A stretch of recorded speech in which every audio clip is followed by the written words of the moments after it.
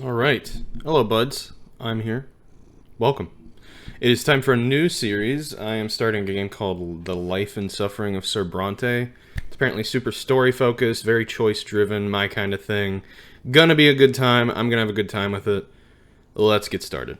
Let me pull it up. Now, I have it set up to just show up right away, so it shouldn't be much of an issue. Let me make sure. You coming? You gonna show up? There it is. Okay. So yeah, I don't know too much about this. Just like what I just said, story-driven, choice-focused. So we'll see how it goes. I'm interested. I'm very interested. Clearly, or else I wouldn't be playing it. Enter character's name. Okay. Lucius. Chapter restarts enabled. Consequences open or hidden. You'll see the consequences of your possible choices.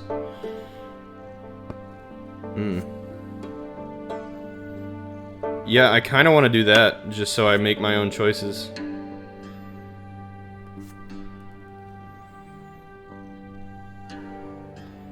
I'm also kind of okay with this. Hey, Torelio. You're lurking around while working, but you're very intrigued by the title. Well, thank you. I appreciate you lurking, and thank you for being here. I hope it's interesting. I am going to do Iron Man mode with hidden consequences, so we're just gonna I'm just gonna make choices and see what happens.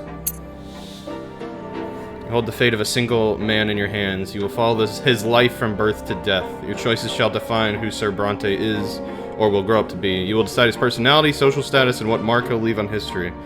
With every step he takes at your behest, Sir Brante's character will change and evolve. Your decisions will close some doors for him, but open many others. Okay.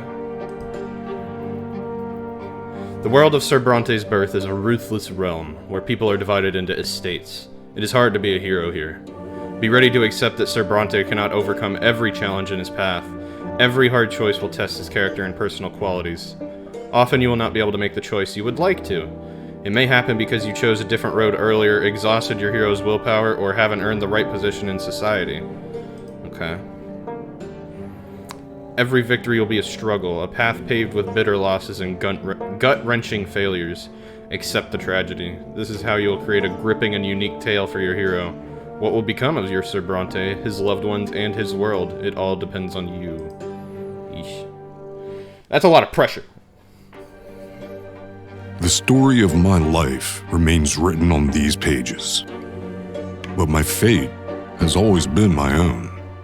Every deed, every choice, every person I met made me what I am. Could I have taken a different path? Could I have found a different calling? Altered the very course of history? And what price would I have to pay? Okay. So, when can I turn those subbies on, please? I should have done that at first. Okay. Yeah, let me turn on subtitles real quick. Apparently you can't. There aren't subtitles. That's fine. Alright, I got a lot of reading to do. Your fingers are stained with ink. Your breathing grows ragged. Your hands are shaking. Yet the words begin appearing on the page before you, one by one. Ugh. Clinging together to form a chronicle of your own life. Who are you, and how did you reach this end? You were born, raised, and lived your entire life in the blessed Arachnean Empire. In this land, a man's destiny is predetermined at the moment of his birth. Whether human or Arachnean, nobleman, priest, or low-born commoner, all bend to the divine will of the twin gods, and each life is naught but a single cog in the universe's immeasurable machine. The memories come flooding back. They engulf you as a merciless wave, binding together days that are thrice dead and gone. The dreams of your childhood, your adolescence, your youth spent in the capital, years of peace teeming with life, and a war drenched in blood. High ranks and lowly deeds, opulent palaces, secretive city backstreets, fields of battle, and faces, so many faces of the people you held dear, the people who walked this road by your side. Hey Key, good to see you, bud. I'm glad to have you here. This is a super story-focused, choice-driven game, so I'm going to be reading a lot, but I will talk and chat at the end of every reading segment. So, if you want to talk, I'm always willing to talk. Good to see you, bud. Such was your life, now all exposed by ink erupting onto the page. With your every step, you sought to change the world as you saw fit.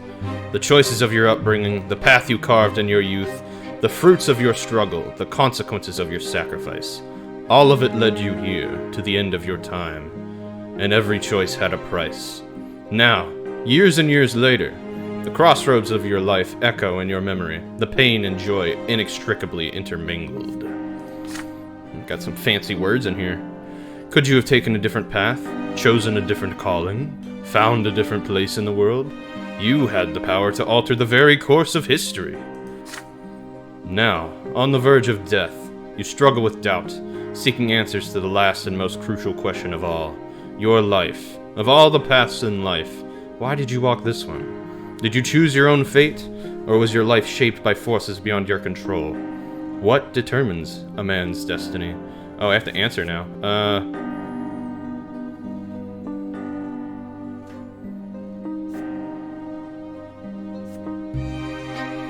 Life has always been yours to live. Path was charted for you by the people that age. Destiny was forged by a power greater than your own will. Destiny does not exist. Human life is an exercise in chance. It is not governed by any laws. I kind of think the man himself. That's like my honest answer.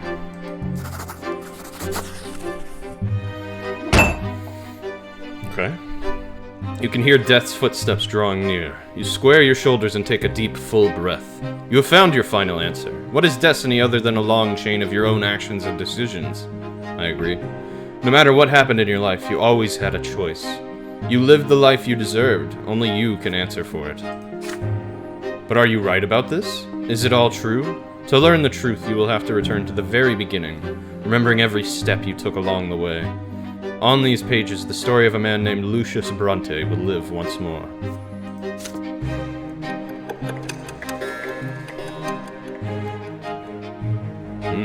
Okay, got some periods here. We got childhood, adolescence, youth, peacetime, which is the longest period of time, and then the revolt. Interesting.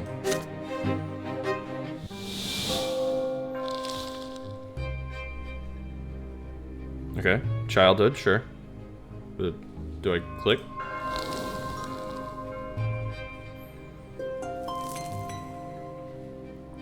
Childhood, where life begins. First words, first unsteady steps. You are but a small child learning about the world in which you were born. To you, everything is so new, so baffling, and so unforgiving. A long, trying life stretches before you. So many feats and faults, so many fateful choices to come. Yet you are always sowing the seeds of your future self. You are learning to live and survive in this world, looking for a place within it to call your own, choosing your future destiny. Who will you grow up to be? Oh god. Oh, okay. In these chapters, you live through coming of age, shaped personality, qualities, and relationships.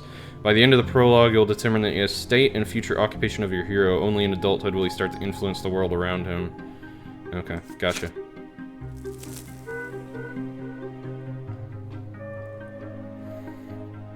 Okay.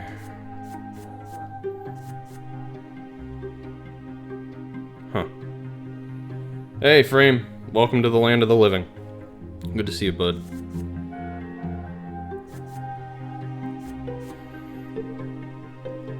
Okay. These are the events that can happen. Fencing lesson. You can die and be reborn. What the fuck? Experience an insight when your mother tells you the ways of the world and the lots of its inhabitants. Wow. Challenge the sacred order and attempt to seize a noble lot. As a child? Jesus. Alright, well, let's see what happens. Another day in the cursed fields of pulsars? What? Yes. Your personal qualities at this age, they determine which choices you make. Determination and perception represents how attentive you are to the other people in the world around you.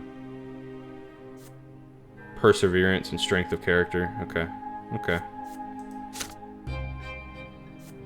I have willpower. Your remaining inner strength and readiness for action. You spend it on difficult choices, I see. And then deaths.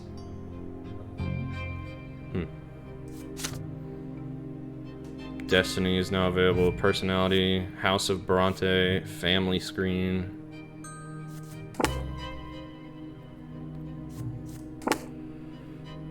I am 0 years old. Occupation, growing up. Okay. Okay, we're moderately wealthy. We have some tarnished honor, but we're peaceful. Interesting. Interesting. Okay, so I have a half-brother and a sister. No, a half-sister. Half-brother, half-sister. Okay, okay, okay. Cool. Begin chapter. Let's do it.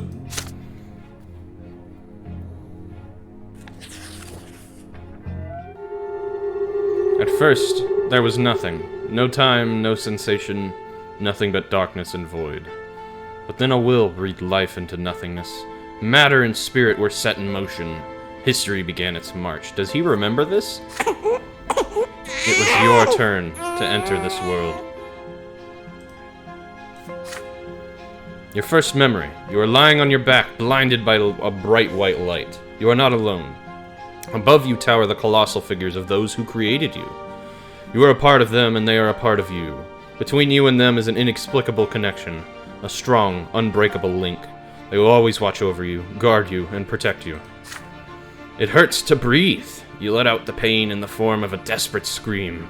Your creators extend their arms towards you. There are two of them, the ones who made your form from their own selves and brought you into this world. They are united, yet as they lean closer, you begin to see how different they are. You can already feel their differences within you, struggling against each other. Out the coochie slide we go. That's right, Frame. The first figure is soft and empathetic, emphatic, wise and merciful. You love that. The love that emanates from it. God, I need to read better. Wraps you head to toe like an invisible blanket. The warmth from it is never ending. The second figure is strong, powerful, commanding, and noble. It is harsh but fair, a beacon of guidance, a force of protection, and merciless punishment for every misdeed. Yet there is also a third figure. It is like a shadow barely seen behind them, yet already pulsing with an unbreakable will to live. It is the very will to live that is now growing ever stronger within you. A soft open palm, a strong closed fist, a lingering distant shadow. You struggle to loosen the swaddling clothes wrapped around you and extend a tiny hand into the world. Actually, I need to take this call. Give me a second.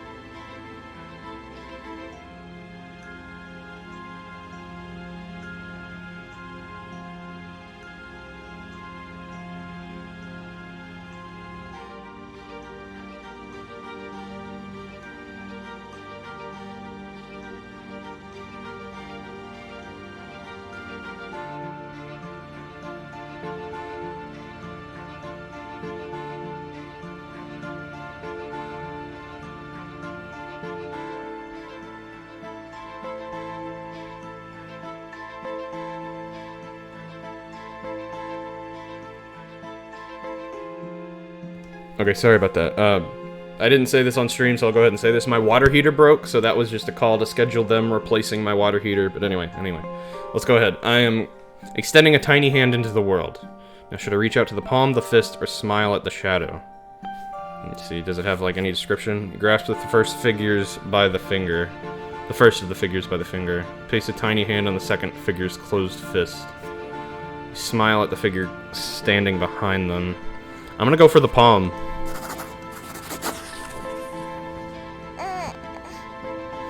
Your little palm awkwardly clasped with a soft finger. You explore your mother's hands by touch. She smiles gently as her arms wrap around you and lift you up.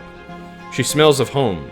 That indescribable smell, that feeling of safety that is second to none. Her embrace is the warmest place in the world, a place you want to stay for all eternity. Perception went up. Your life in this world begins. How will you live it?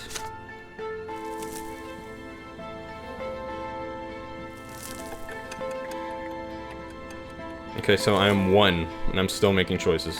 I'm already making choices.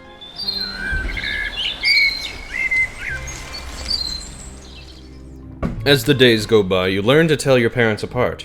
You recognize father by his heavy breath and strong, cold hands. He visits you rarely. Robert. Hello there, little Lucius Brante. Mother's tender voice, however, follows you day and night. My, you're growing so quickly, my child.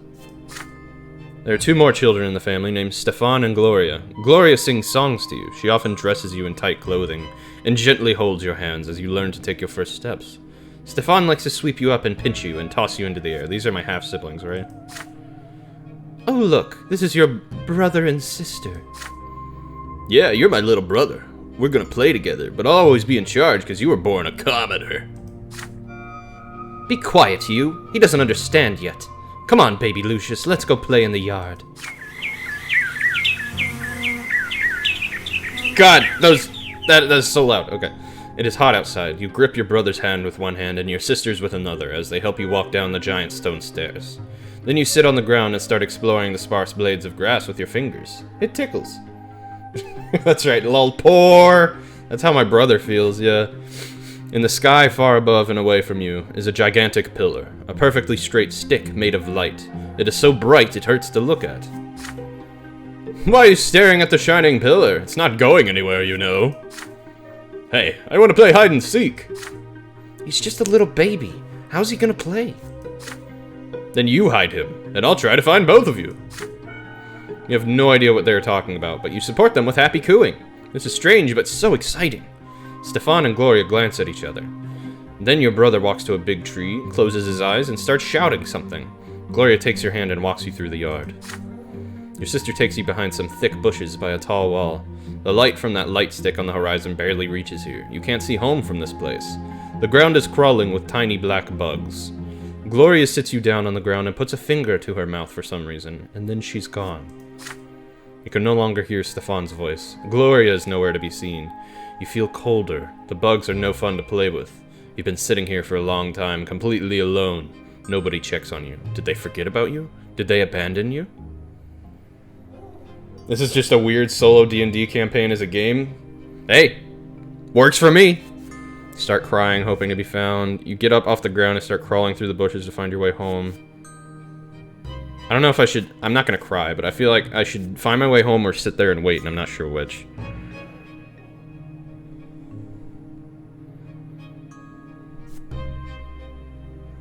I'll sit there and wait.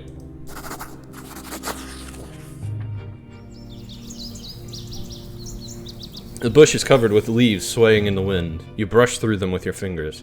The twigs and branches are stiff and will not bend. They are different from the blades of grass.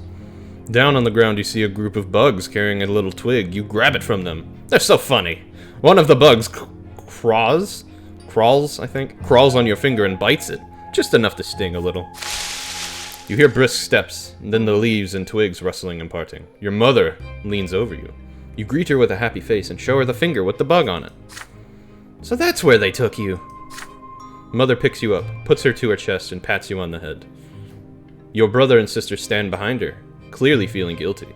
Gloria's in tears. Stefan keeps staring at his feet. You hug Mother tightly. She is here now. Well, my perception went up further. I am now 2 years old.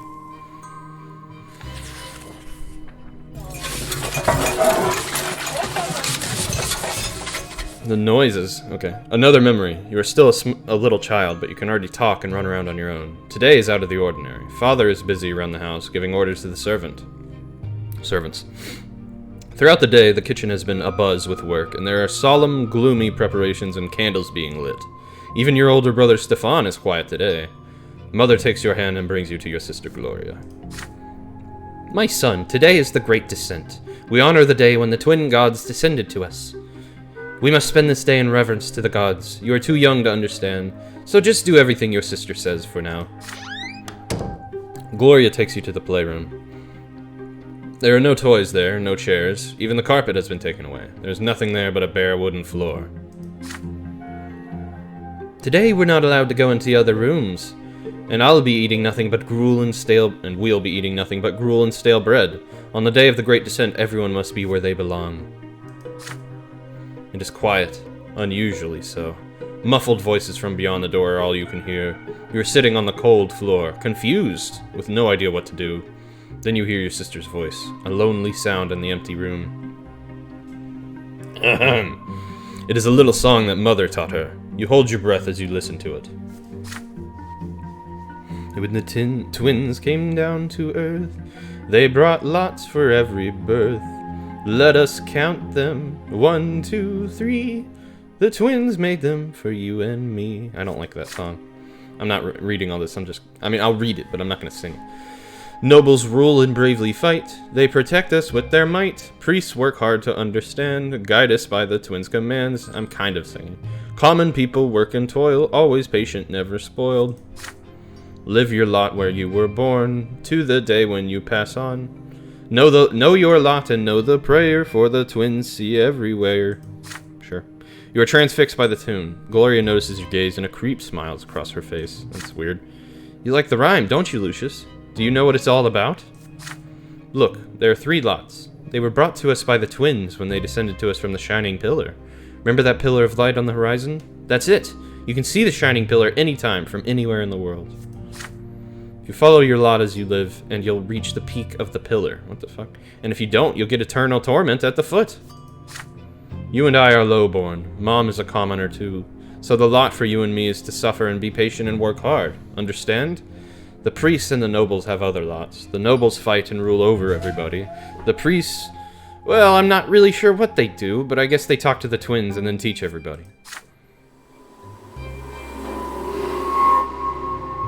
Gloria stares at you intently. Did you get it, silly?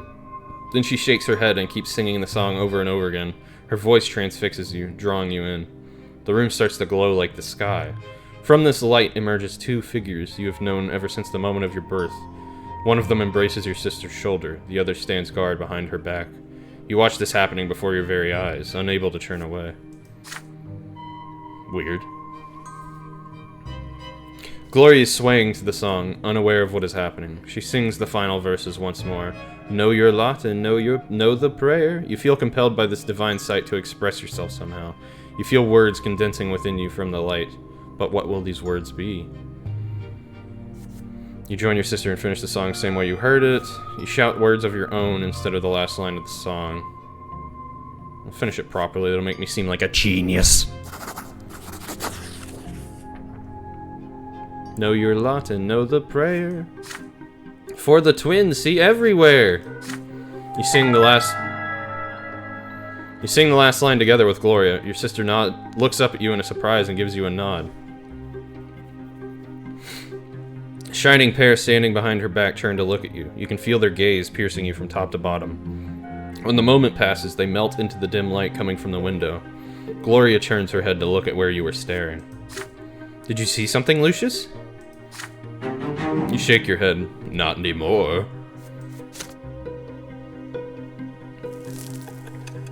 I am now 3. Okay.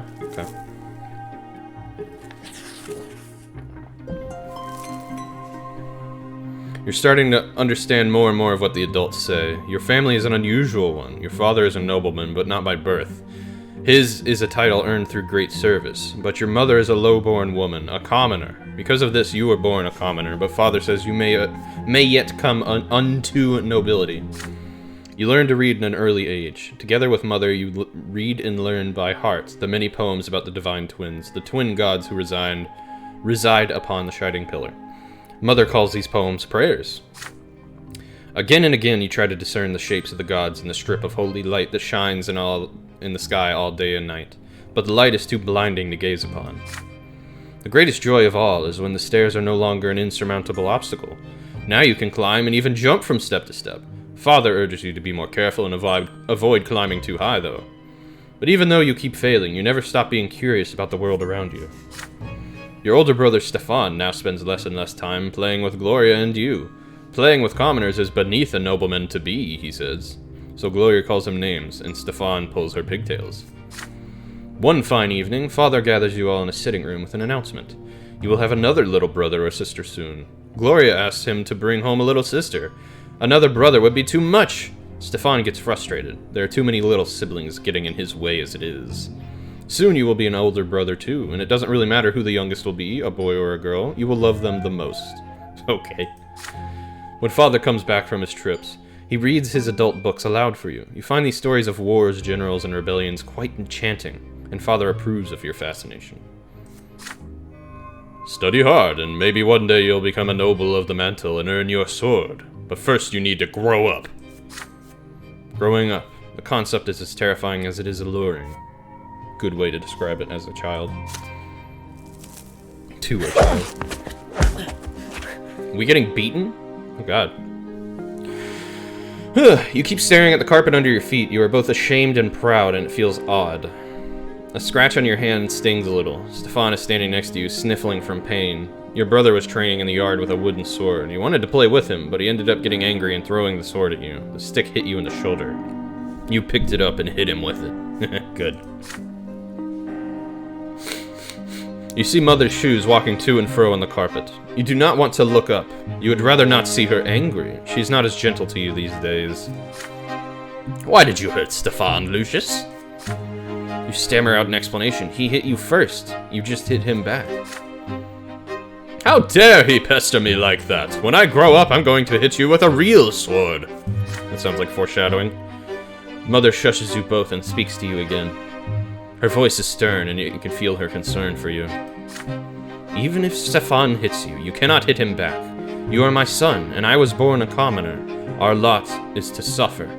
But your brother was born from a noble father and a noble mother. His sacrament is coming soon, and then he'll rule over the likes of us. Okay. Yeah, I was wondering about the bot. Yeah, I'm gonna have to add everyone for the evening stream. Gotcha. Thank you for letting me know, Fran. I wasn't sure if that was just like an exclusive me problem or what. If you hurt a noble, you must be punished. That is your lot, and the sooner you learn it, the better off our entire family will be. Now Stefan looks at you in triumph. You look up at Mother in fear, not sure what to do now. You accept your guilt and tell Mother you are ready to be punished.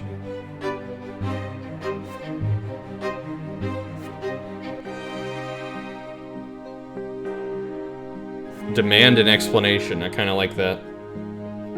Emmys, Graces, etc. all fucked up yesterday, I see. Well, it's good to know. I'm glad you let me know, because I had no idea. I demanded an explanation, by the way.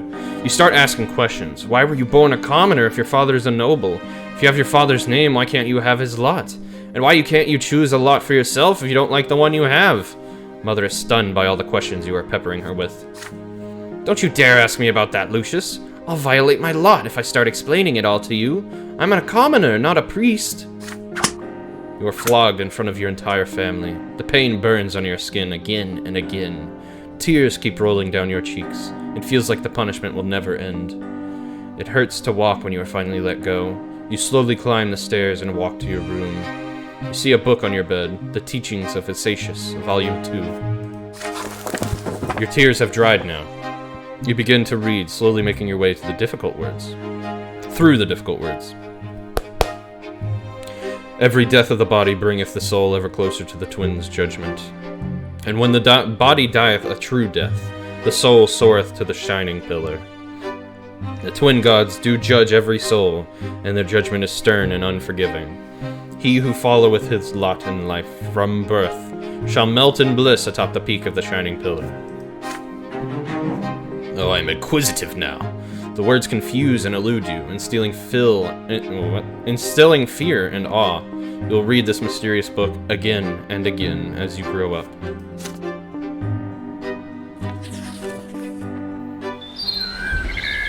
Okay. Mother mostly stays in her chambers now. With each passing day, she grows heavier and her features get rounder. It gets difficult for her to walk, but she still smiles all the time. One day, she takes your hands and puts them on her big belly, and you feel a movement deep inside her. You will have another brother or sister soon. Gloria takes you on walks to the yard now. You explore the yard together, and under the evening light of the pillar. Okay. And she sings you songs and tells you amazing stories. Well, that's nice. I'm glad we're getting along. Hey, Lucius, do you want to hear a rhyme? I wrote it myself. There's even a bit about you. But don't tell anyone, okay? Writing poems and songs is only for nobles. If Mommy hears about it, I'll get flogged. Remember how you got flogged for hitting Stefan? Our judge is my second father. In the past, I had another. Mother says the twins are great. Says we should not fight our fate. Sorry. I got like a frog in my throat or something. Brother loves to jump around. Please don't fall down on the ground. See, I wrote a little rhyme. Please don't tell them it is mine. But today your sister is nowhere to be seen. She promised to take you to the old pond and show you the red frogs that live there, but then she vanished. The servants join you in your search. Even Mother leaves her chambers when she hears the commotion. Finally, you find Gloria in the far corner of the garden. She's holding a quill and sheets of paper covered in poetry. Oh god. Oh no. Mother becomes angry the moment she sees it. She looks through the poetry. Who's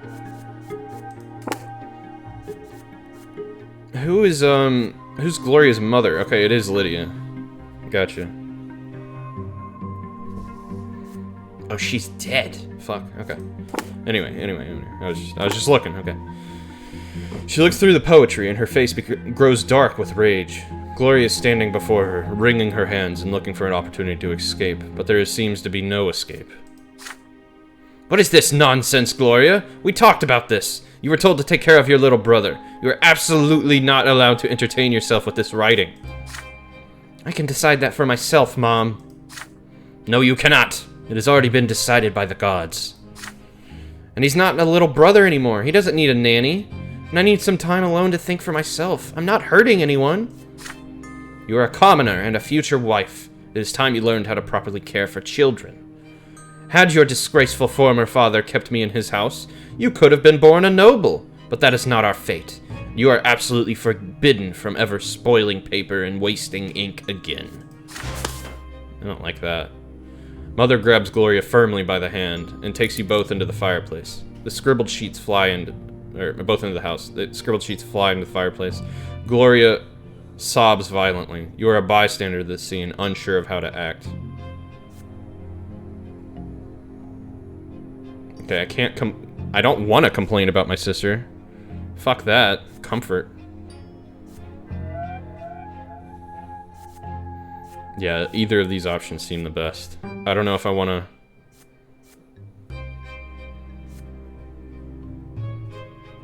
Yeah, let's do this. I'm gonna offer... Fuck this fucking lot system. I already hate it. Let's just go against it. Offer to write poems. Mother leaves. The last of your sister's poetry burns away in a fireplace. You hug your sister and whisper to her. Let's go to the library, you say. The two of you can hide under the table and write something together. Gloria shakes her head violently. Mother said no, and there's no way she would ever defy her. You reassure her that it will be your secret. You pull Gloria to the library. She fights you, but you refuse to relent.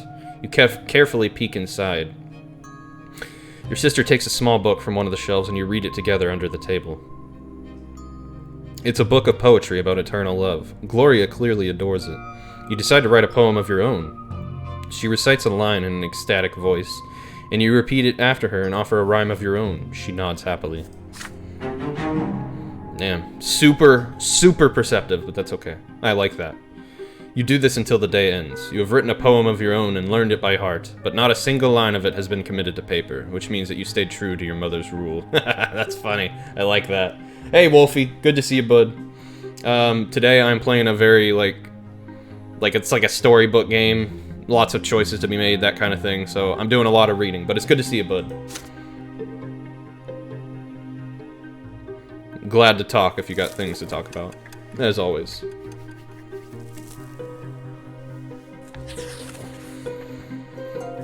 Okay, what do we got? The coming sacrament. Mother is in her armchair, knitting woolen jackets, pants, and socks for the little one. The baby will need to be kept warm, she says.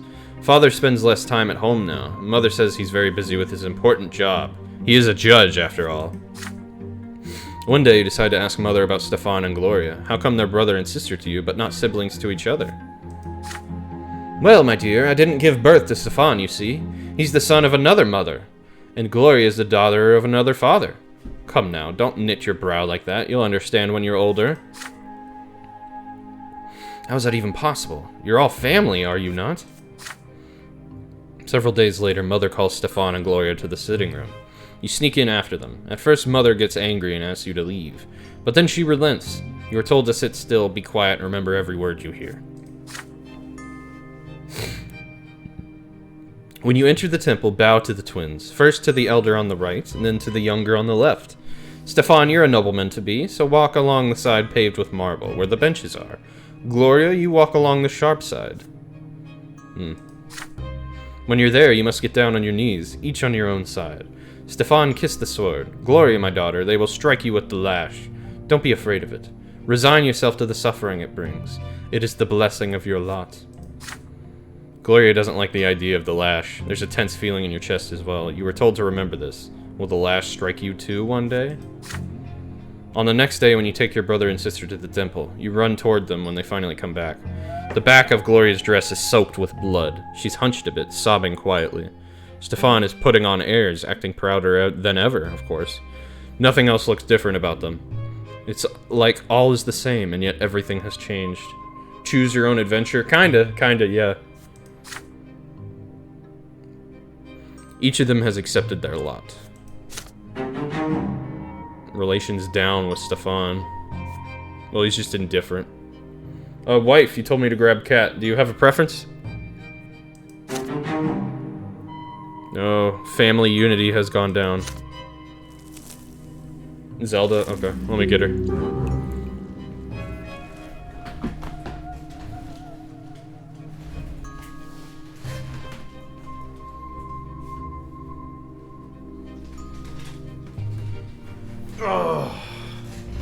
I come bearing Chonk.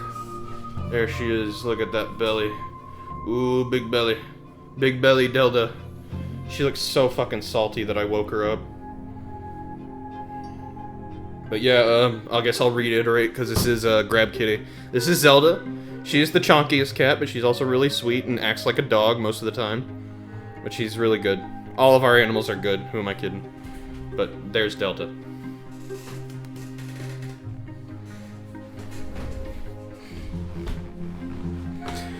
Okay. Your siblings, Stefan and Gloria, took their first sacrament at the temple. Okay, yeah, I know. The baby has been born. You eye the little bundle in your father's arms with curiosity. What? Looks like we have... What? What did you say, hon? Whatever. Behind the many layers of swaddling clothes is your newborn baby brother. Mother is glowing and smiling with joy. Gave her. Oh, yeah, we might as well have. Mother is smiling and glowing with joy, sorry. Stefan and Gloria are also here, all excited. You promise yourself you're going to be the best big brother in the world. You'll never hit him, oh no. The two of you will play together and tease Stefan together and help Mother together and go on so many adventures together. It feels so strange to be an older brother. Just the other day, you were the youngest in the family. That was like, 30 minutes ago. But everything is different now. You thought the baby sound was Zelda, Jesus. Your parents name your little brother Nathan, and Mother spends day and night by his side. And Nathan cries all the time, day and night. Mother barely gets any sleep. She is so worn out she starts forgetting things. Like today, for instance, she forgot her knitting in the armchair in the sitting room. You better bring it back to her as soon as possible. You run to Mother's bedroom. You miss her smile so much. You walk in without saying hello and give her the knitting, but instead of gratitude, you get an ice-cold, exhausted stare. Nathan is also there, screaming all the time. Go away, Lucius, you're bothering me! Wolfie, you thought it was me. Yeah. She spits those words out through her teeth. You look at the bawling newborn.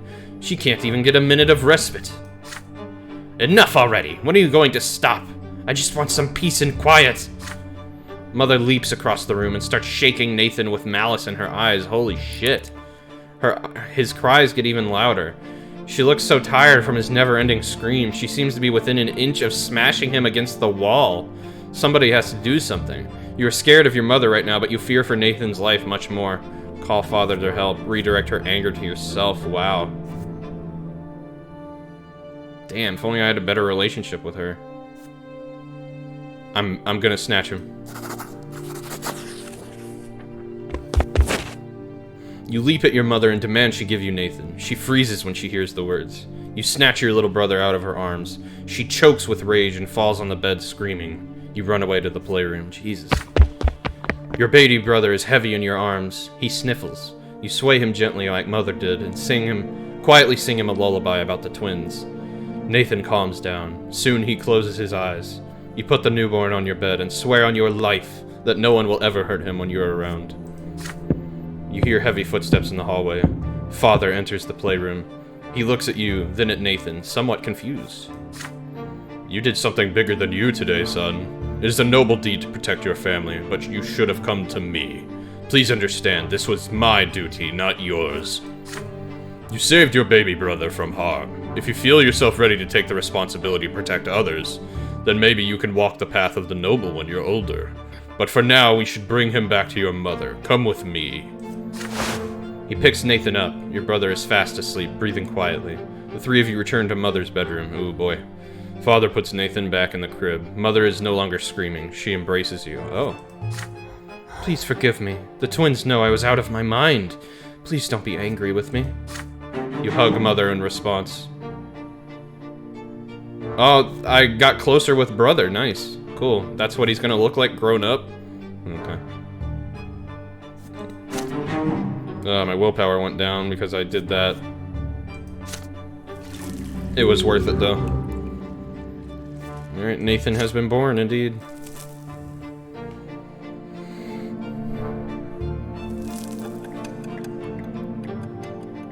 I am now 5. Man, I did that at 4 years old? That's pretty ballsy for a 4-year-old. The ant farm. This event is a consequence of your previous actions, okay.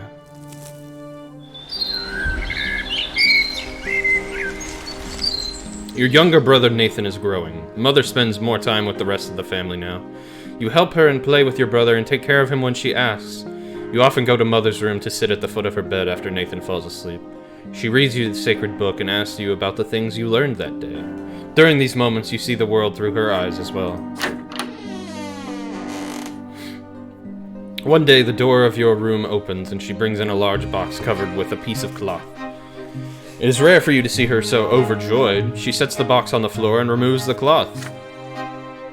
The box under the cloth is made of glass and has a wooden base. Inside, you see a layer of earth that's shaped into carefully created passages, and these passages are full of hard-working ants. Lucius, this is my gift to you, an ant farm. It's a little world in a small box. We can watch them through the glass. Sorry. Look, this is the queen ant. She's the reason all these little ants were born. You sit by the box together. You hold your breath as you watch the ant colony at work. There turns out to be a method to the ants' chaotic movements. Every single one of them has a task to perform. Some of them have larger mandibles. They are the protectors of the colony. They can draw blood from your finger. Others work all around the colony, repairing the walls and clearing any debris from the passages. There are also workers who collect food you put in a special tray. leaves, bits of meat, maggots, and bring it to the rest of the colony. You take a worker ant and put it right next to the food. However, the insect has no interest in it. It starts circling around the tray aimlessly. Mother takes the stray ant and puts it back where it belongs. Why did you do that, my son? The ants cannot do what they weren't born to do. Each of them was born for their own job. You shake your head slowly. If only the ants could do whatever you wanted them to. This is your gift now, so they belong to you. Or maybe Mother's presence is the reason they won't obey you. Yeah, fuck it. Let's just keep playing with Mother. Let's develop a good relationship with my mother. That sounds like a good idea. Mother's look is full of warmth and love. Nathan, Gloria, and Father are away right now. For the first time in a long while, it is just the two of you. And Mother takes great joy in watching over the ant farm. She shares her knowledge of the world with you. The things she tells you are true. You move closer to her and suggest going outside and finding some bugs for the ants. She agrees to this happily and holds your hand as you leave the house. Soon you are busy catching bugs and sharing your thoughts on how the ants will feed the colony with them. From time to time, you laugh together, making up stories about errant flies and caterpillars overthrowing the ant kingdom. You and Mother hold hands as you return to your room. She can't help but smile. It is a faint smile, a child's smile, a smile full of sunlight. You are so happy to have seen the world through her eyes today. Ooh, I got willpower back. Nice.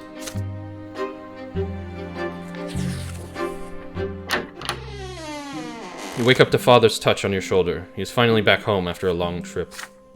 Lucius, today is your special day. The day when you begin your studies. Now teachers will be coming to our home to teach you, and you must do everything they say. Be diligent in your studies, and you will grow closer to the nobleman's lot. And since you must remember this day, a present is in order. Lydia, get our little schoolboy dressed. I am taking him to the market district.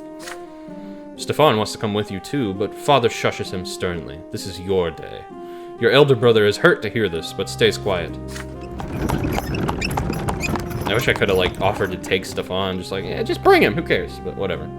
An open carriage takes the two of you through the dusty, noisy city streets. A pleasant wind tussling your hair. Your city is called Anizot, that you already know. It is one of the largest cities in the entire empire. There's a big shadow on the street. It comes from the white foliage of an enormous tree that spreads its branches all above the city. My son. My son, did you know that the silver tree grew from the blood of our god's own disciples? It has been growing here for hundreds of years, right in our city. It cannot be damaged or burned. Not even the clergy know why. The carriage comes to a halt by a small shop next to a city square. You run there and freeze by the stalls in excitement.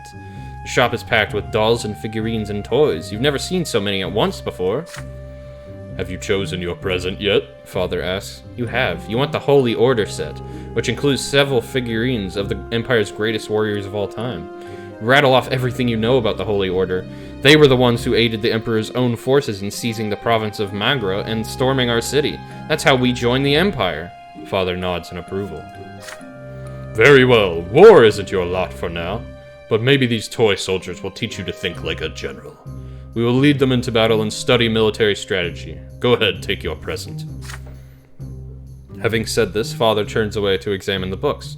You run to the box of toy soldiers, delirious with excitement. But there is a fancy-dressed boy in your way. He is about to take your warriors for himself.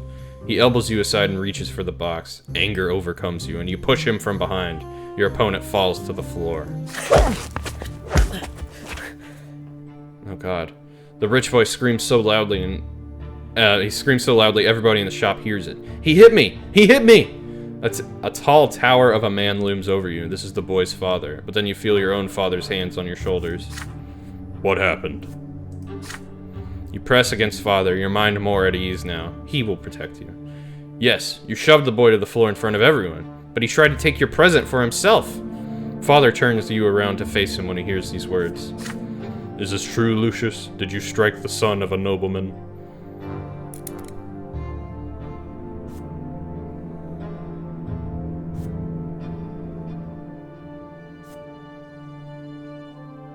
I'm gonna admit my guilt, yeah. I did just push some dude, you know?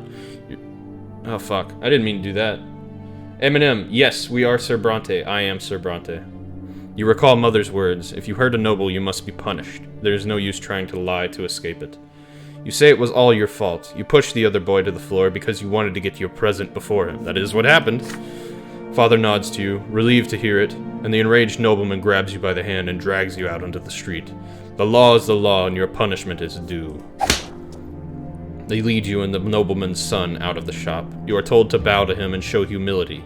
A bad feeling sends a shiver down your spine.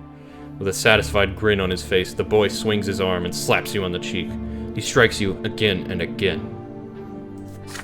Father stays quiet all the while, but as you ride home after the punishment is over, he shows you a rectangular package. I am proud to see you living by your lot.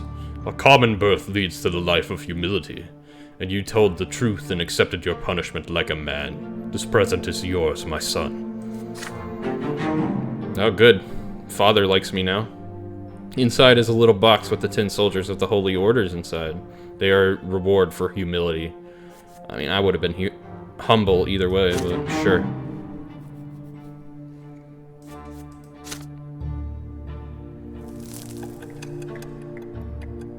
Six years old now. Also, good to see you, Bunny. Sorry. It's pretty cool that I found a game where the protagonist has my namesake. Wolfie, I picked my name. Anyway, today Father ordered the dinner table to be brought out to the yard. For the first time in months, he's home outside the confines of his always locked study. He spent the entire day playing with Nathan and you, discussing various matters with Stefan, now an adolescent, and walking in the garden. And now at dinner under the open sky.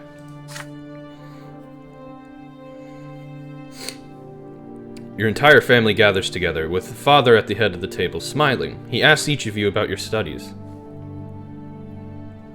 Nathan climbs up on his knee and recites a counting rhyme in a funny sing-song voice. Stefan remembers that his fencing teacher praised his accomplishments. He rises from the table together with Father to show his skill in a practice duel.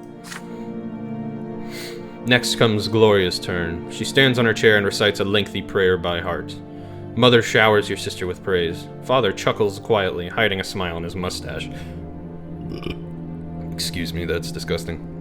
When your turn comes, you recite all the ranks in the Legion, from common soldier to high commander. Stefan listens to you with a skeptical look on his face. This is giving you a choose-your-own-adventure vibe. I'm pretty sure Wolfie just said that, but yeah, it's pretty much like that. It's like a, what I referred to it in my Discord is it's like a Western visual novel, like that kind of thing. Night slowly falls, but the servants ensure that the yard is well illuminated. You don't feel cold in the dusk tonight. It feels good, yet so important. All of you are finally together, sitting at the same table. No fighting, just smiles. No arguing, just pleasant small talk. The setup is super interesting. I agree. I am already, like, hooked. I want to know what happens to Sir Brante. You used to read choose-your-own-adventure books as a kid, came with dice, yeah. I read a couple as well, but not too many. But yeah, good stuff, good stuff. Then a servant approaches Father with a letter in his hand. He reads it in the dim light, and each line gradually washes the smile off of Father's face until only a stone-cold mask remains. Mother looks at Father with an unspoken question in her eyes. Gregor Brante is coming to Anizot. He is the head of our family, my father.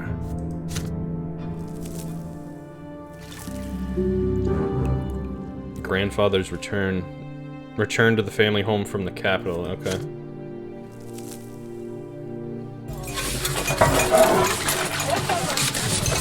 Ever since the news of Grandfather's impending arrival, there has not been a single day when the house has not been cleaned or decorated. Your parents anxiously make sure everything is in order. Sounds like me and my wife whenever my parents are coming over. They tell you to wash your face and hands after walks and scold you for leaving books on the floor. They tell Gloria she will be flogged if she is ever seen hiding in the attic. They make Stefan stay in his room. Even baby Nathan gets in trouble. Everyone is on edge. Then one day Grandfather arrives. It is a grim day, so hot your neck is sticky with sweat. Father, Mother, Stefan, Gloria, you, and Nathan. The entire Brante family stands on the porch in front of the house servants lined up behind you. The carriage arrives, and out steps a tall, gaunt old man with a heavy walking stick and a heavier gaze. You cringe instinctively. Good health to you, father. Children, greet your grandfather as you've been taught. Still trying to look like a real nobleman, are you? You can't fool me, Robert. I was the first of the Brante family to be ennobled by the mantle, and I am the only one who remembers how to bear this burden properly. I live honorably by my lot. Your marriage to that low-born wench cut us off from ever becoming nobles of the sword. My progeny could have been born bearing noble blood. Father, I beg you, this is not the place. Grandfather eyes him with scorn and walks into the house, the entire family following close behind him. I've been away for far too long. The entire house is a mess. This is an insult. How can you live in such a pigsty, Robert? The servants have grown far too lazy, all thanks to your commoner of a wife. I warned you, did I not? And yet you did as you saw fit. And the children, what do they know of tradition or honor? They are being raised in a virtuous family, father. And now you're speaking like a lowborn who's content to live in humility. Twins willing, now that I am here, this will not happen again. I am taking your oldest son to the capital. I see you cannot provide Stefan with a proper education, so I will correct your mistake. Your brother's fate has been decided, just like that. Father does not object. He orders the servants to prepare Stefan for the journey. Stefan freezes in place, glancing at grandfather and father again and again. The latter puts a hand on his shoulder reassuringly. Grandfather's lips are a tight line, white with contempt. The house is examined, room after room. Everything grandfather sees is showered with scorn. He scoffs at a crease in a blanket in Nathan's crib in mother's bedroom. He mocks Gloria's knitting in her room. The door to your room is next. What is this, Robert? 10 soldiers in your younger son's room? He was born a commoner. I won't have him daydreaming of battle. Grandfather seizes the box containing the 10 warriors of the Holy Order. Your father stays silent. Anger and fear boil within you. This is your big present from the first day of your studies. It means so much to you. But what if he's right? What if you need to prove your right to command the toy soldiers first? I don't think so. Grandfather shakes his head in disapproval and shoves the toy box into the roaring fireplace. If you wait too long, they will melt in the flames. Why can't I do this? I need determination, shit.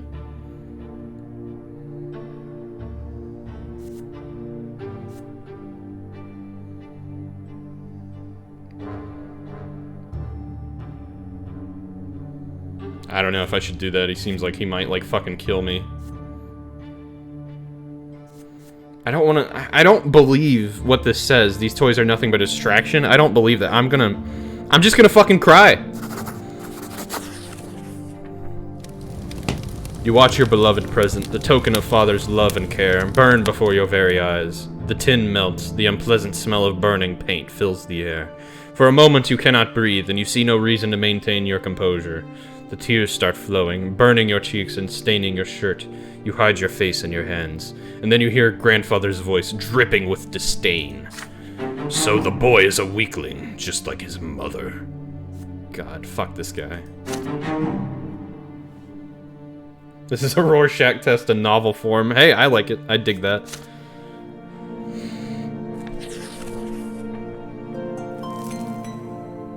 Soon grandfather leaves. Your elder brother Stefan goes with him. From that day on, father's hired teachers tend to you alone. They bore you with monotonous lectures on writing, counting, and the way of life in the blessed Archnean Empire.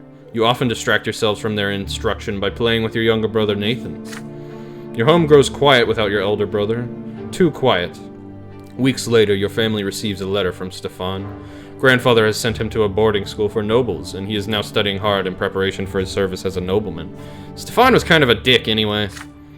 The rules here are way too strict. You can't even sneeze without the teacher's permission. But I've been studying with my peers. We're learning how to live as nobles in a noble society. We're also learning the art of swordplay. That's my favorite part. With Stefan now at the boarding school, grandfather arrives once more. This time to live in your home, fuck. The only good thing is that he often has urgent business in Eterna, the capital of the Empire, and has to travel there. One day you ask your mother where he lived before. In Eterna, she says, but now his place is here. Each time grandfather returns, he gives the servants new orders. Your home is now always busy with repairs. The servants are redecorating grandfather's chambers, including his library and sitting room. Sometimes father tries to gently talk him out of this. Why subject the house to constant reconstruction? Grandfather's answer is always the same. This home is mine, and I will live here as befits a man of the nobility. Man, I thought my dad was a hard ass. This guy's just like a pain. Some days, grandfather stays home, and on those days, you try your best to stay out of his sight. But there is no way you can avoid family breakfast. The food is there, but you cannot bring yourself to eat it. Mother's eyes are red and swollen. She has been crying all night again. Grandfather sits at the head of the table where nobody used to sit before. God, look at my mom. Everybody looks miserable. Alright. Robert, it is high time your youngest sons underwent their sacraments. Sir Brante, please. Let them live free of the lot for a while longer. They are but... Shut your mouth. Robert, that wife of yours is impertinent enough to interrupt me. If this ever happens again, she'll be eating her gruel with the servants in the kitchen where she belongs. It is time you considered a real marriage, Robert. One to a woman of the proper station. Do we not stand in the shadows of our fathers? I mean, it's like this father, the father of my father is complete trash.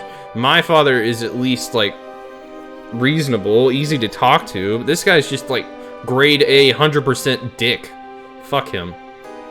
Gloria drops her fork. Grandfather shoots her a scathing look. A tear rolls down Mother's cheek. Father does not look away from the plate, his hands clenched into fists.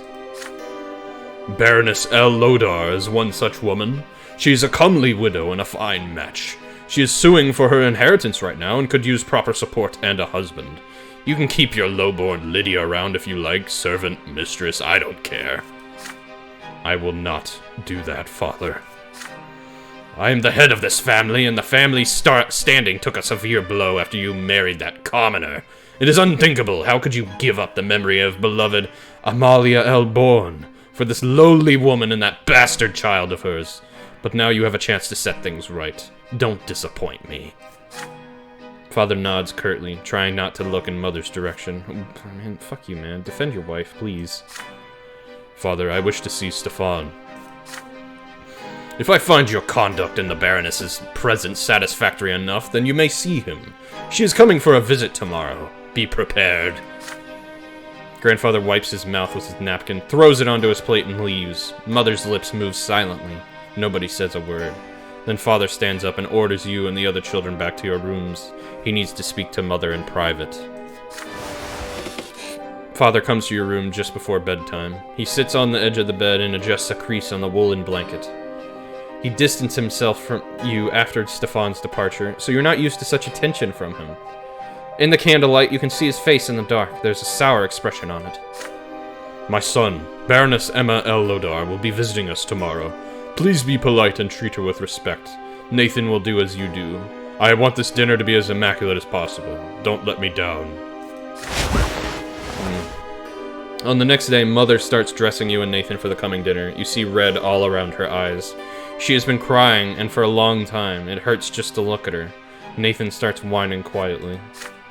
You and Nathan are dressed in nude... I always said doublets, but I think you're supposed to call them doublets. Dressed in new doublets, your tousled hair brushed into shape. Gloria is told to stay in her room. Father appears wearing his best suit. Mother is in a humble brown dress, looking pale. Grandfather has an uncharacteristically contented look about him. You hear the sound of wheels and hooves against the cobbles in the yard, and then a pair of dainty heels come clacking. The antechamber is completely quiet and still. Fearing Grandfather's observant eye, the door opens. You see your guest, a beautiful dark-haired woman in a dress of elegant deep blue. Father takes the hand of Lady L. Lodar and kisses it, showering her in compliments. I hate this so much. Grandfather's face is beaming in her presence. No one even bothers to introduce Mother. Baroness, allow me to introduce you to Robert's sons, Lucius and Nathan Brante. Frankly, it's his eldest, Stefan, who deserves the most attention, but currently he is studying in Eterna with other young noblemen like himself. It is my hope that his younger sons will also make me proud one day. Grandfather eyes you with a probing look. How will you act in front of the Baroness? Will you accept her here next to your mother, your father's rightful wife? Demand that mother be introduced, yes! Please!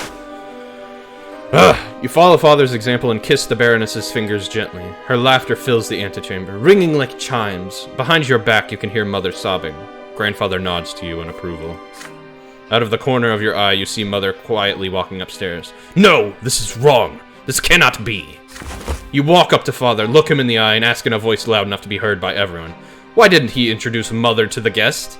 She is his legal wife and your mother, is he not? Is she not? There is silence. Mother stops on the stairs and turns her head in surprise. Father is confused. Nathan starts whining again. Grandfather grinds his teeth, his hand tightly gripping the heavy walking stick. You keep father transfixed by your gaze. After a few moments that feel like an eternity, he winks at you, almost imperceptibly, then adjusts his doublet and turns to your noble guest. Baroness, allow me to introduce Lydia Brante, my wife and mother to my younger children. Lydia, would you be so kind as to join us for dinner? What are you saying, Robert? Father, it would be a disgrace to hold a family dinner without a lady of the house. I like this result. This is good. Piss off the grandfather. Fuck him.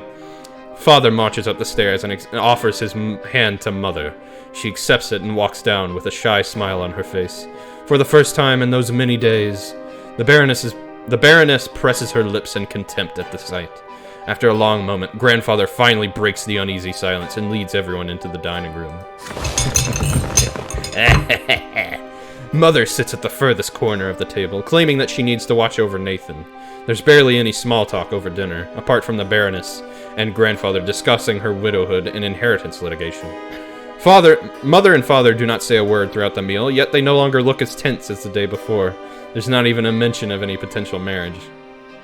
You're welcome. As soon as the door closes behind the Baroness, you flee to your bedroom and lock the door. Grandfather's heavy footsteps can already be heard in the hallway. Oh fuck. He is a force of anger, eager to get his hands on you. Whelp! You had the nerve to interfere in the adults' affairs! You ruined the dinner with the Baroness! Open the door this instant and face the punishment you deserve! Then suddenly his voice dies down. You hear father speaking quietly. We both realize there can be no other marriage, father. I already have a wife, and there's nothing to be done about it. I'm sorry, father, but you will have to accept it. And please leave my son alone. He only helped me face the truth, and nothing else. Grandfather huffs and puffs, at a loss for words. Fuck yes, I got my fucking dad to stand up to his dad. Hell yes. You hear the head of the Brante family and his adult son retreat from the door of your room. It seems there will be no punishment today after all. God, I'm very happy about that result. Grandfather leaves for Eterna, alone. About a fortnight later, father receives a letter from Stefan. It seems grandfather told him about the incident with the Baroness, and so the letter is full of ire. Stefan, come on. He writes that you have reminded high society about father's marriage to a low-born woman, and now the family's reputation is at stake. Oh good, he hates me. Good, I hate him too. Father winces when he reads Stefan's letter, deep in thought. But mother is smiling again because of father's actions. Her joy, a quiet, happy glow. That's awesome. I am so happy for mom. Our honor has gone down, but peace in our house went up. Good. I'll repair our honor someday. I just want our family to be happy.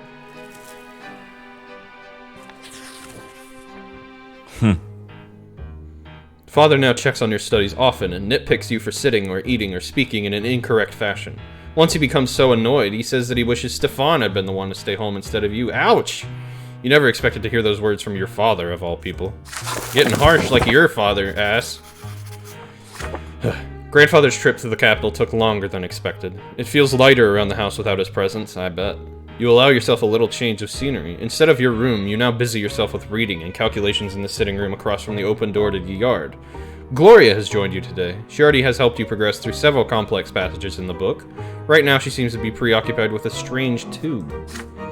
Aren't you hurt by the way Grandfather treats you, you ask? Gloria just shrugs.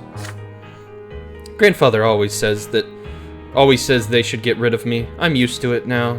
He hurts you a lot worse because you're closer to him. I just have to stay out of his way, that's it. She shows you the strange tube she's been holding all day. Look, it's a kaleidoscope. I got it as a gift. Want to see inside? Absolutely, buddy. Excited by the idea, you close the book and peer into the tiny hole on the end of the tube. Your eye sees a multitude of intricate patterns. Each turn of the tube reveals a new web of interwoven colors. They mesmerize you. The kaleidoscope turns the fire burning in the fireplace to a cavalry made of flames. They are riding at the front of the fiery horsemen, ready to face the enemy. Grandfather's face emerges from the intersecting lines, and you swing the kaleidoscope like a sword, cutting it in half. Now you look at the blue sky through the window. The patterns are unending, secretive and calm and peaceful, just like Father's smile before Grandfather's invasion. The deep blue gives way to a scattering of gold radiating gentle warmth, like Mother's arms.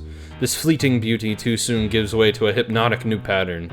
Again and again you see your family in these interconnecting figures as they come together and break apart. In the middle of this golden glow, you see Gloria's green eyes gazing at you observantly. Your sister left you long ago. The books are abandoned and time slips away unchecked, but you are still busy peering into the kaleidoscope. Order emerges from chaos before your eyes again and again, but you cannot preserve it, no matter how hard you try. You are caught in an inner conflict. There is so much that can be done with this kaleidoscope. Should you take it apart, or ask Gloria how it works, or keep enjoying the patterns it shows you? But you still have lessons to do today. And both of those require willpower, and I can't do either. I'll just keep looking, I guess. That's all I can do. You continue peering into the ever-changing patterns the kaleidoscope offers you. They become truly interesting when you point it at the shining pillar gleaming in the sky. What the fuck? In your mind's eye, one battle follows another, filling your ears with clanging steel and the neighing of horses. You are leading the Imperial Army now. Everyone is so proud of you. Grandfather says you are better than Stefan, and Father's stern voice cuts your daydream short. You've lost all track of time. It is evening now. God. My willpower went back up.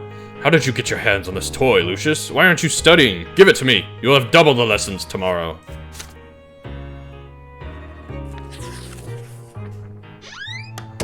Grandfather's visits are no longer a cause for fear and panic in the house. He has become something that you are used to now, something nagging, yet not unordinary, like a splinter or a stain on your trousers. The tension still remains, however. Sir Gregor's disdain for everyone in the house is so palpable it almost stings for real. Your lessons with the tutor are done for today. You are walking down the stairs when you spot Gloria peeping into the sitting room through a slightly open door. You sneak up on your sister and tap her lightly on the shoulder. She is startled. Oh, it's you, Lucius. Look, Sir Gregor's eating something. Grandfather is sitting on the sofa, flipping through a book with one hand and reaching for a glass bowl with another now and then. Inside the bowl you see candied fruit, a sweet confectionery forbidden to the common estate. Like all sweet things. Yet Grandfather's face shows no pleasure as he keeps consuming the highball and treats. The clock strikes 3. Grandfather rises from his seat, puts away the bowl on a shelf, and leaves for the yard. He takes a walk in the city at this time. Gloria nudges you with her elbow and looks at the candy bowl when you look at her. The first emotion you feel is fear, but next comes curiosity, and it is stronger. Stefan used to boast that candied fruit tastes incredible, and now you have a perfect opportunity to try it. You try a candied fruit first. The sugar starts to melt as soon as you put it on your tongue. It's so sweet! You've never tasted anything as good as this. You take the whole bowl off the shelf and give it to your sister. She takes a fruit and brings it to her mouth, carefully, like a rare treasure. There's a thumping on the stairs, footsteps accompanied by the knock of a walking stick. You have no idea why, but Grandfather is back! You quickly hide behind the sofa and pull Gloria after you, but she is frozen in place with the bowl in her hands. The door advances. Grandfather's menacing figure advances on Gloria. His hand seizes her arm. Oh god. No! No! You squalid, ungrateful, lowborn child! How dare you bite the hand that feeds you. You and your trollop of a mother would be sleeping in a ditch if it weren't for my spineless son. I mean, he stood up to you, bitch. The sweet and pleasant things are life are for the noble estate, not for the likes of you. Did you forget your lot? His hand swings and hits Gloria on the cheek. She falls to the floor right next to where you are hidden. Her fingers glisten with the warm, melted sugar that brought you here. Grandfather advances again, his walking stick ready, but then sees you huddling behind the armchair. Please don't hurt him, Sir Brante. This is all my fault. He tried to stop me. You can already see a bruise on Gloria's cheek. This is only the beginning of her punishment. Gloria was caught red-handed, unlike you. You can still avoid your punishment. What is it then, milksop? Did you try the sugar too, or were you trying to stop this piece of filth? Like she says. Mock grandfather. God, I wish. I wish! Tell the truth. Yeah. You stand up and tell the truth, even though it takes you an effort to do it. You actually ate a candied fruit, but Gloria only touched it. You hope this will help your sister avoid punishment. You are quickly proven wrong. Grandfather's face is red with rage. He strikes you both with his walking stick, blow for blow. He keeps hitting you until he grows tired, and then he leaves you where you are. Soon enough, Mother comes in to find the two of you on the floor, too afraid to move. She shakes her head in disappointment. You are badly hurt and covered in bruises, yet she still forces you to kneel and recite the precepts on the lots and how important it is to follow them. Oh. Okay. Then you stand before Father and Grandfather and swear never to take things that do not belong to you again. Well, I got more perceptive. Jesus, how perceptive can I get? I'm about to be insightful.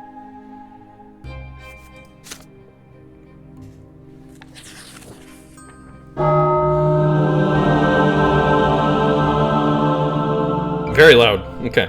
Father and Mother have been focused on Nathan and you since early morning. Instead of breakfast, you are told to say your prayers, wash your hands and faces, and get dressed in plain white shirts. Sorry, I keep burping. That's what I get for eating a big breakfast before streaming. Today is the day of your sacrament. Mother, I want to go play in the yard. No playing today. You and Lucius are big boys now. It is time for you both to have your first sacrament. No one can live without a lot. I don't want a lot. Be quiet and listen. You were born commoners, so you must accept a low-born lot before the twins. When you grow up, you will get a chance to earn a noble lot. Big breakfast is so delicious, so you don't blame me for making that choice, yeah. I mean, it wasn't my choice. My wife was wonderful enough to cook breakfast, and it was amazing. She made like what? I don't even know how to describe it. Oh, it's like avocado toast with egg and yeah, avocado toast with egg. That's what she made, but it was really good, and we also had some yogurt. Father and Mother take you to the carriage. Nathan is hungry. He starts whining. Grandfather is the last to get in the carriage. His eyes are on you and your brother, looking for every fault. Avocado toast, lib, shaking my head. Cheese frame. It was good, okay? Soon the carriage is moving along the streets of Anazat, slowly and solemnly. One more turn and you see the colossal white building marked by two massive pillars. For the first time in your life, you are to enter the Church of the Twin Gods. You enter the gate and walk under the splendorous dome of the church. I'm sorry, I love that word. The church hall is divided into two halves. They are drastically different from one another. The floor on one side is rough and jagged and covered in dried brown spots, while the floor on the other is made of smooth marble. The commoners kneel on the jagged floor, and the well-dressed nobles and their families sit in the pews.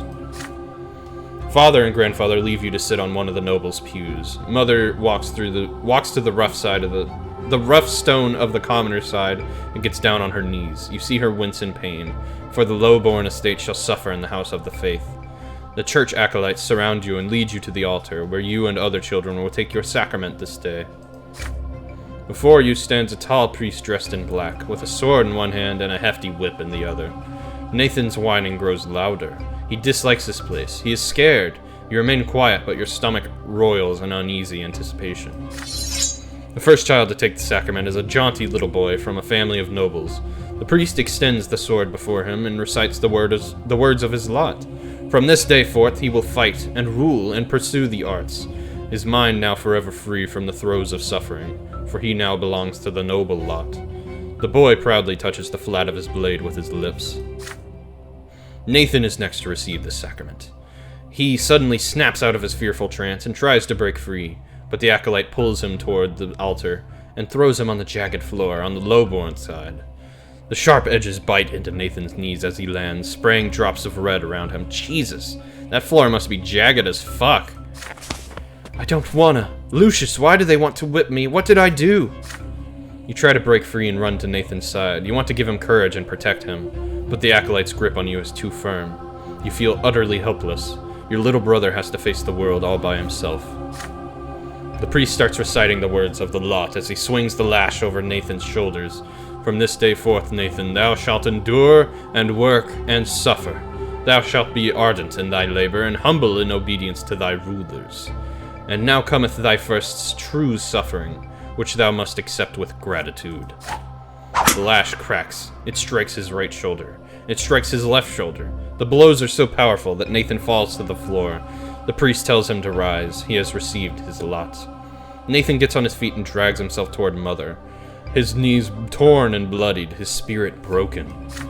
It is your turn. Your feet will not move. You can barely muster enough strength to walk to the altar. You get down on your knees and feel the sharp stones below. So sharp your clothes cannot protect you. Your skin begins to burn. The acolyte forces your head down, and you feel the lash being drawn above you, ready to strike. The priest's words are for you now. This is... Oh my god. This is thy sacrament. Thou shalt work and endure and suffer. Thou art to receive thy first true suffering by the sacred lash. Dost thou accept thy lot? Catch the lash. Holy shit. I wish I could do these things. Ah. Oh. Fuck.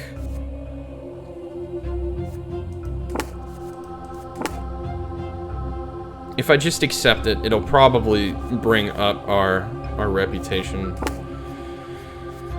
I'm gonna accept it. I don't internally agree with it, but I'm gonna accept it.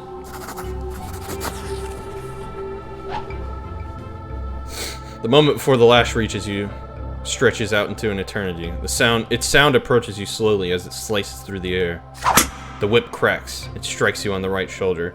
The lash is so heavy it bends your back and forces you to the floor. The lash cracks again. It hits you on the left shoulder.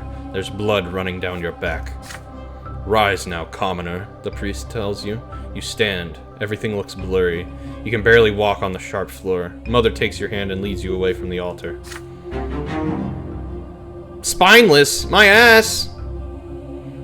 I was doing that. Whatever. There's agony, but there's also unfathomable tranquility. This is right. This is what you deserve. I don't agree with any of this. This is the way of the world and its laws. From this day forth, you will accept all suffering in life with humility and patience, for you are a commoner. I don't agree.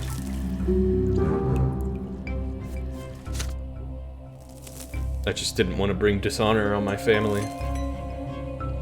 The mark left on you by the sacrament takes a long, long time to heal. Mother says it's a reminder of your lot, suffering and sufferance. What? Pain and patience. Gloria shows you the mark of the lash on her shoulder one day. It will never disappear. You are a commoner now. This is the lot you were born into. But Father keeps telling you to study hard, so you may yet earn a different lot and become noble of the mantle. You recall the past with warm sadness, when Stefan still lived with you, or when he wrote to you for a time shortly after he left. Now he thinks it beneath him to write to the commoners in his family. Mother didn't lock herself in the bedroom as often back then. This changed shortly before Nathan was born. But most importantly, you missed the time before the terrifying figure of your grandfather was constantly looming over you. You learn the true power of the lot only after the head of the family's arrival. In grandfather's eyes, no commoner deserves to be treated with kindness. Is this just him, or is this the way of the entire world? The very thought makes you queasy. You are older now, and what's more, you are an elder brother now. You've learned how to care about someone else, how to teach and protect. Soon you are a small boy no longer. As the days pass, play gradually gives way to laborious study. Now your choices will decide your place in this bizarre and ruthless world of adulthood. Your childhood years are over.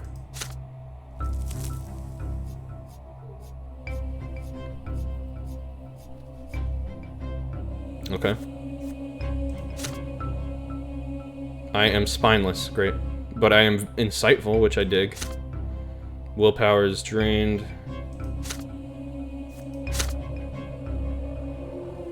Okay, we're moving on to adolescence.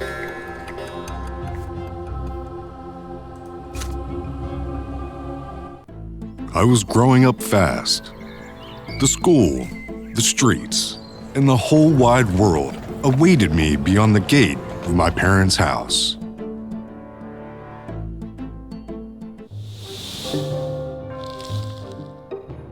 Okay, cool. So I'm like a teen. You can make some interesting choices as a teenager. You've lived in this world. Oh, I'm 8. That's not adolescence, whatever. You've lived in this world for 8 years now. As you grow older, life grows more complex. The world of your childhood was limited to your house and family, but now that realm is expanding. It also includes your neighborhood, the nearby houses, the streets of the ancient city of Anizot. A question now looms over you, growing more pressing with each passing year. What will be your place in this vast outside world? Sorry. Few people in the blessed Archnean Empire trouble themselves with this question. It is not within a man or woman's power to choose. Their destiny is predetermined by their birth and those who bore them. And yet your peculiar birth has granted you a choice. Your father is a man of nobility, a worthy example in matters of duty and honor.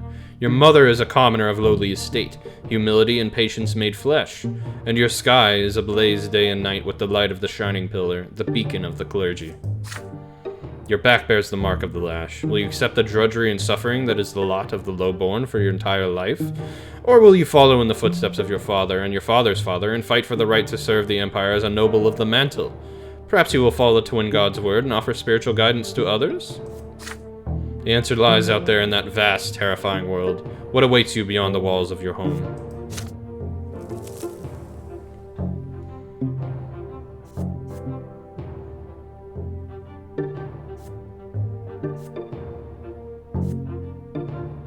Okay.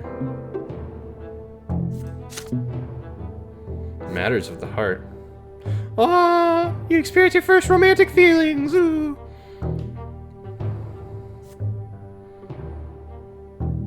I hope so. I would like to save someone from death. Nobility, ingenuity, how quick-witted and skillfully you can manipulate a situation to your own end. Divine stuff. We still got willpower. A relation screen, province, and map of the empire are now available. Let me see relations. I have none. So I am here.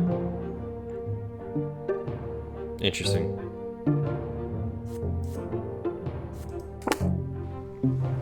The province. Okay. Very low power, very low church, decent wealth, pretty good order. Okay. Got it. Only got about 30 minutes left of the stream, but let's get started. See how it goes.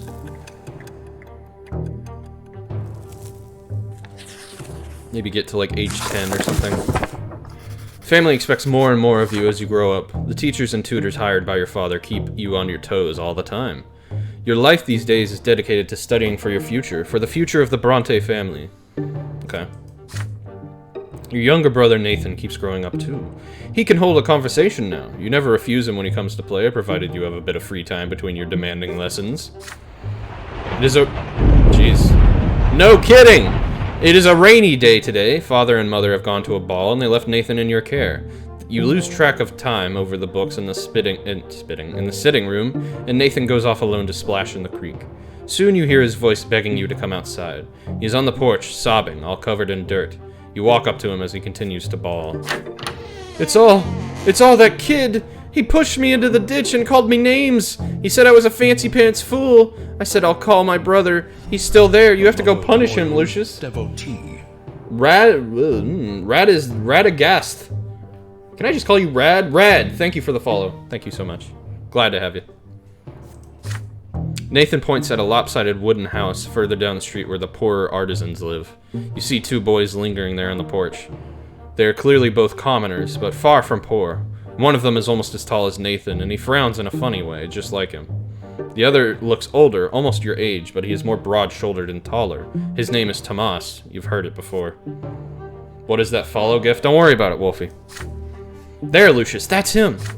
Nathan points at the younger boy and hides behind your back. Tomas grins and rolls his sleeves to reveal strong forearms. He must have been helping his father with manual labor for quite some time. Listen up, rich boys. We don't give a damn about you or your friendship. We don't let nobody call our home a stinking rat hole. Your little brother earned his ditch dive. Maybe next time he'll dress normal and stop picking fights with people who can throw him in the mud.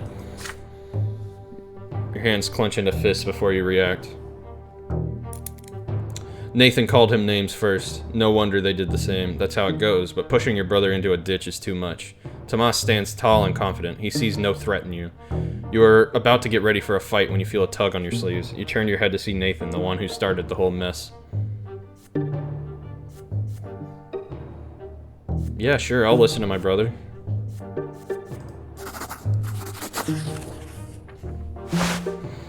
Nathan keeps tugging on your sleeve, harder and harder. Finally, you turn and look at him. Don't fight him, please! Look, he's huge! Let's go home. Who cares about them? You're all sweaty. Are you gonna listen to your litter brother, Jesus, and walk away like a coward? All you rich boys are chicken. You do nothing but squawk, but when the push comes to shove, you run home to mommy. Now he's done it. Your patience has run out. You swing at Tomas, and he jumps back, surprised by your assault. It takes him a moment to compose himself, but now he's ready. His fists cover his face, and he attacks you with a quick jab. Now it is your turn to take a step backward. You start trading blows, huffing and puffing with rage. The younger brothers gawk in awe at the sight. Tomas does not resort to fancy moves, dirty tricks, or stupid taunts. He displays nothing but skill earned in many a street fight, and his heavy fists aim for your head. You keep dodging him again and again, trying to reach him. He takes a couple of glancing blows, but easily shakes them off. What a bruiser! You start swinging your fists... You start swinging your fists with greater and greater fury. Your heart is pounding like a hammer. You see nothing but the foe in front of you. How much longer will this take? You're worn out. Your breath grows ragged and your muscles grow heavy. But there is no way you can give up now. Nathan is watching you. Desperate and out of options, you swing and punch Tomas square in the nose, then immediately let his fist smack you in the temple. The blow rings through your head like a bell and blinds you for a moment. Ugh. God. The world swims before your eyes. You clutch at your head to get your bearings. Tomas is standing in front of you, blood dripping from his nose. You no longer want to fight it out, and it seems your opponent would rather end it too. But you keep standing there, eyeing each other angrily. Then suddenly you hear an angry shout right next to you. An enraged man in a craftsman apron is shaking his fist. Tomas's face contorts in terror right away. It's my father! Run! The punishment for fighting is flogging, and the mere prospect of that makes you run like the wind. Tomas sprints in front of you. You dash across the rotten wooden planks of the back alley, up and over a lopsided fence, across a giant puddle in one leap, and then forward into the tall grass. You hide there and stay quiet. You hear no sounds of pursuit. You exchange glances with Tomas and start laughing. His laughter is loud and infectious, but soon he cuts it short and grows sadder. I'm gonna get flogged anyways. My dad's always quick to give me a beating. Then he'll start nagging me about the lots and the prayers for days like he always does. Why do I always get myself mixed up in this stuff? But fighting's the only way to prove you're worth anything, right? The adults didn't see you fighting, you tell him, so now all you have to do is convince him you weren't. Nosebleeds happen, right? Mother gets nosebleeds all the time. Well, we could try it. Let's hope our little brothers don't tell on us. I'll talk to mine. There's a scratch on your head. Don't let him see it. Good thing I didn't hit you in the face. There. Good as new. This guy's alright. I don't like that he pushed my brother in the ditch, but I'm coming around. You assure him that Nathan will never tell, and in return you'll make sure he behaves himself so he won't get tossed into a ditch again. With that, you shake hands with Tomas. His handshake is as strong as you would expect based on his fist.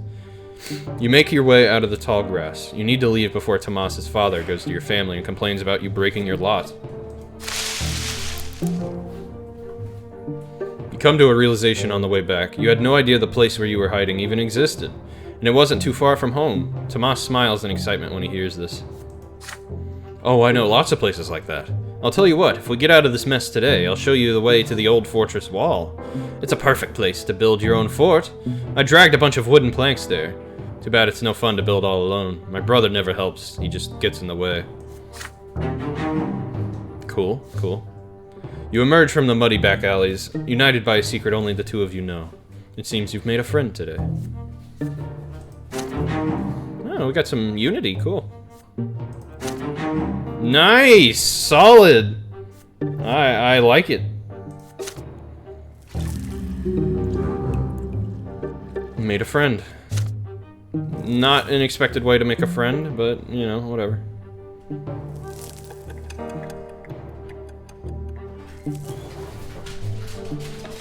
Dogs are going crazy.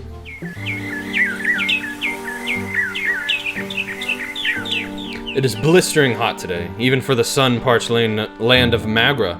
As soon as you are done with your studies, you dash outdoors and out of this stuffy room. You and Tomas roll up your shirt sleeves, but it barely helps. You would gladly go shirtless had you been in the company of other boys, but there are 3 girls in the yard today. They are doing the laundry in a big wash tub, whispering and giggling. If you could, you would gladly keep watching one of them at work. Wink. She has big eyes of deep blue. Her dark hair is braided, and her plain gray dress is mended and patched all over. Her name is Sophia. She throws her head back a little when she laughs. The rays of the sun are reflected in her eyes. You, Tomas, and the other boys keep telling silly stories. Anything to make her laugh. You sure love telling tall tales, Lucius. Oh, I remember this one time. But then Sophia hears a voice calling her name.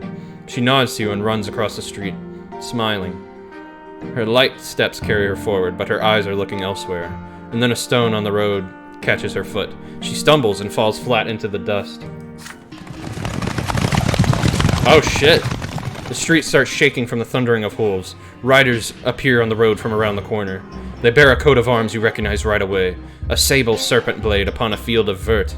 Green. It symbolizes the Milanitis dynasty, the family of your province's archduke. The horses dash forward. A lost wooden toy on the road cracks under their hooves. They will not slow down. They are the nobles, and the rest must make way for them.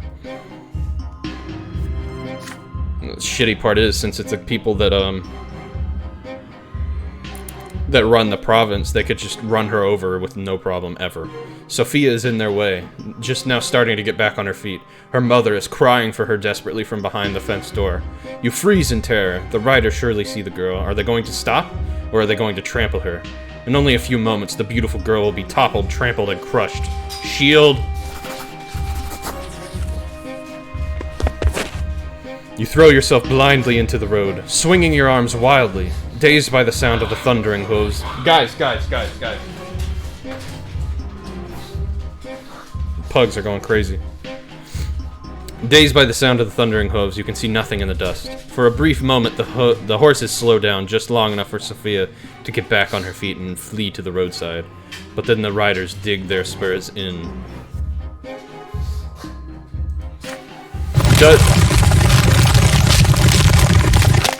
Oh, God. Dozens of hooves knock you off your feet and roll across your body. Your bones crack, break, and crumble. Your ears are ripped apart by the thundering rhythm of the ride. Your innards are pulverized. The last thing you remember is the sound of your own skull caving in. Well, shit. What? First death. You fall into a pain that embraces you like a soft feather bed. You feel light, free. There are no restraints, just a warm glow that envelops you in its secure embrace. The waves carry you. Their touch is soft. They delicately enshroud what was once your body. It is a feeling unlike anything you have ever experienced before, something absolute and complete. You touch something greater, the reason behind everything, the reason for your very existence. You were sculpted from this light. It was the first thing you ever felt. A boundless and sincere... I know, right? Dead! A boundless and sincere unity of the diverse. Your beginning was a spark that cast this light in all directions, and now you are here again, one with the beginning of everything. The light gleaming from you resembles the light of the shining pillar. You still see it, in the north, as always. The waves of light carry you to 2 figures. The elder is nearest. He's ready to accept you. He's quiet, wise, kind, and pure. The younger waits further back. You do not know what he is yet. The waves pause at the elder's feet. He leans over you and plants a feather-like kiss on your forehead. The kiss spreads all over you. You are filled with unparalleled delight and bliss. You exist. You are unique. There's no one else like you. They know this, and they love you. You will never be alone. You are a part of them, a part of your family, a part of this universe. The twin gods will never leave you. They watch over you constantly. The elder softly touches you as you lie spread out amongst the waves, sending you further down the torrent of light. You float on to the top of the silver tree's spreading crown. The closer you get to the silver tree, the heavier you become. The waves draw you down along its trunk, but you do not wish to part with the warmth and softness, with the love. You turn around. The elder is still watching you. He nods. All is as it should be. Go, your time has not yet come. You must return to the world now. What? As you tumble down toward your body, you comprehend the true meaning of your lesser death and the divine love that has been revealed to you. Love exists not only in the hereafter, it is present in the entire design of the twins that is the origin of all life in this world. What is the manifestation of this love in your mortal life? What? By creating the Empire, twin gods cared for all. The Empire is the only thing that gives us a place in the world. Okay.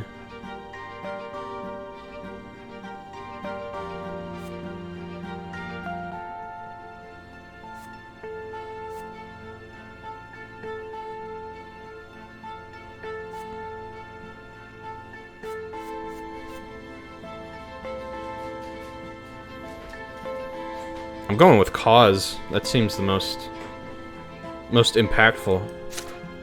A sudden comprehension of the love with which the entire world is imbued illuminates your mind, but then it fades away and vanishes. Ugh, excuse me. You regain the sensation of your flesh. It is heavy and unwieldy. It lacks that lightness, that light. It is a burden. It is smothering you. You gasp for air. Your chest expands painfully.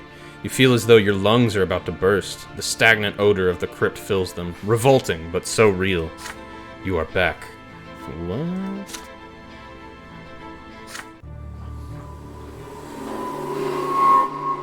What the fuck? Then you can feel again. You sense your body, head, arms, and legs. The light fades around you, obedient before a will that is stronger than you. You return to the world. Such is the law of the twins. You will return to the world until the time of your true death, and in this world you have a body with which to feel pain and suffering and pleasure. You smell a sickly, moist odor. You open your eyes and see the figures of mother and father in the gloom of the family crypt, speaking to each other quietly. They stop as soon as they hear you gasp. Mother runs to you and locks you in an embrace as father wraps you in his cloak. Neither of them says a word as they lead you out to the surface and back home. You've met a terrible end, my son. You were trampled by horses. Don't be so careless ever again. The lives you were granted by the twin gods are not to be wasted so recklessly. You would be punished for this, but the twins have already meted out their punishment. You tremble, your steps unsteady as you learn how to move again. Your body is eerily smooth, fresh, and renewed. Even the recent scars and scratches are all gone, but there is something new on it, a fresh black mark, a reminder of your lesser death beneath those hooves. Remember that, by the twins' mercy, we are all given enough time in this world. Should you die before your time, you will be brought back by their grace. For 3 times they will rescue you from a terrible fate, but the 4th death is true and final for all. Every loss of a life we were granted at our birth is a heavy blow to us, but the gods told us not to mourn a lesser death, and so we will humbly accept this and move on. See, your body has been reborn anew, with all your wounds healed. Do not mourn your loss of life, my son, but thank the twin gods for their justice. Do not speak of this, and do not ever play by the road again if you wish to keep on living. You cautiously go back outside the next day. Children from the neighborhood surround you. They all saw you got trampled, and now they ask you the same question. What was it like to die? Wow. I honestly didn't expect the narrative to go on, like to process my death as an actual thing. This is really interesting. Tomas rescues you from their pestering. He pushes the motley crew aside, hugs you, and pats you on the back. Look at you, buddy! You gave an entire life to keep a girl safe. Then you see Sophia. She's standing nearby, shyly working up the courage to walk over to you. Soon she finally approaches you and begins speaking rapidly. Lucius, why did you throw yourselves in front of those horses? My life isn't worth any more than yours, so why did you think that? You weren't supposed to die there. It was all those riders' fault. They deserved to die, not you. Her voice rises to a shriek. She suddenly stops and runs back home. You stay where you are, watching her run, the golden rays of the sun dancing in her braided hair. Ooh, I got nobility, ingenuity, spirituality. Ooh. But my willpower is not great.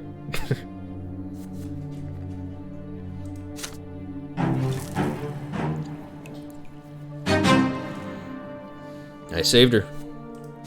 Although I guess if she got trampled, that wouldn't have been her true death either. But what if it was?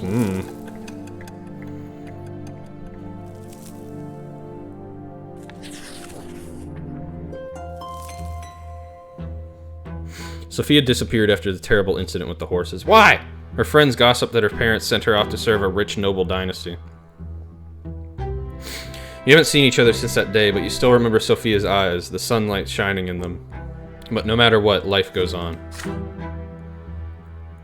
You are 10 years old now. Your studies continue, and you are learning more about the land you live in.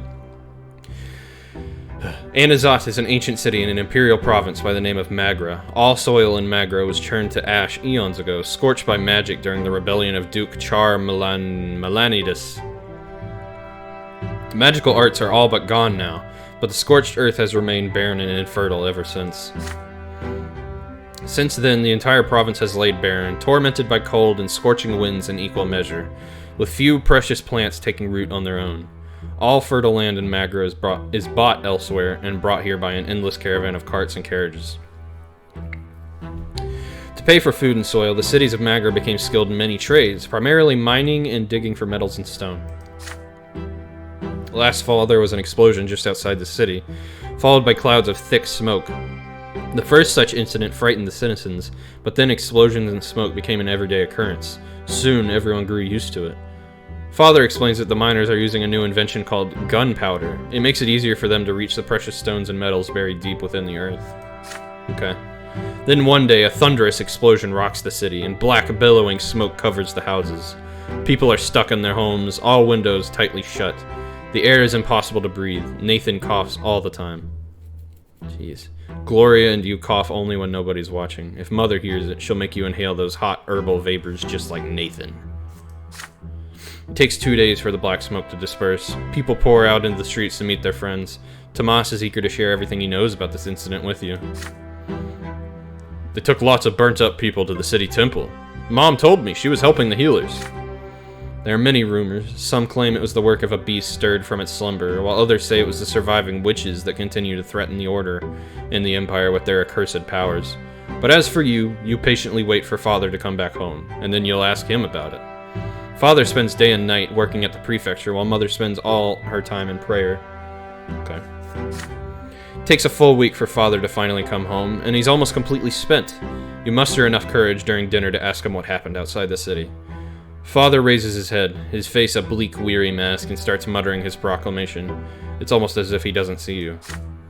It's the mine outside the city. They were trying to get to a vein of ore. There was an explosion.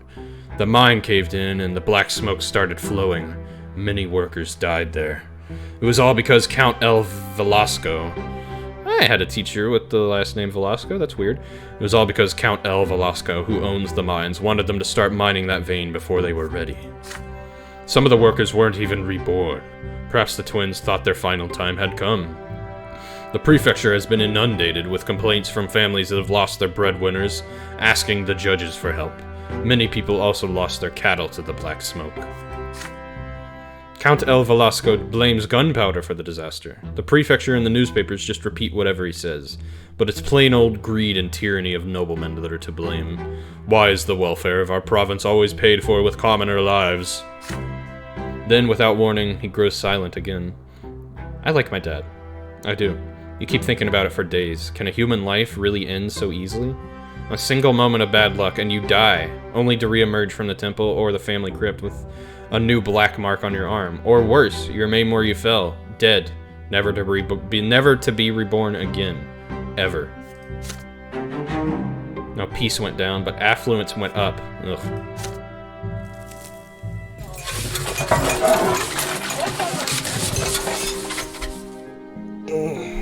During lunch, Father tells you to stay home in the evening and prepare to meet some important guests.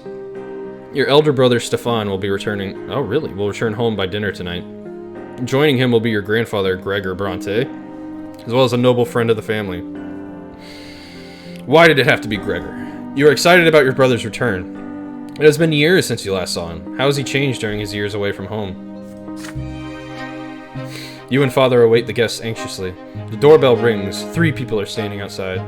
Grandfather is the first to come in, naturally. He has not changed a bit since his last visit, still eyeing the house with contempt, looking for any reason to demean it. Grandfather is followed by a stately young man dressed in a jacket embroidered in silver, whom you barely recognize as your brother. Yeah, look at him. Jeez. Is this high fashion right here? Stefan casts a glance at your threadbare clothes, your dirty fingernails, and smirks. The last to enter the house is a personable gentleman with a worn-out, wrinkled face. You've heard a lot about this man from father and grandfather. He is Baron Augustin L. Born, Stefan's uncle, a family friend and the province's prefect, which means that he is the head judge and thus father's superior. Sir L. Born smiles lightly and offers you his hand. Why is this flashing? Okay. I don't know why that was flashing.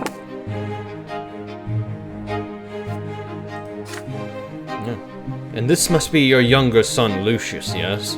You have your father's eyes, young man. Father bows slightly to the grandfather and Sir Elborn, but there is a moment of quiet when Stefan's turn comes. Father reaches out to him awkwardly, expecting an embrace. There is a question in Stefan's eyes as he looks at grandfather. The old man shakes his head almost imperceptibly. We noblemen oughtn't put our emotions on public display, father. Not even after a lengthy separation. There is no embrace. Instead, Stefan nods to father curtly. He responds in kind, his face devoid of emotion. After the greeting, you proceed to the sitting room.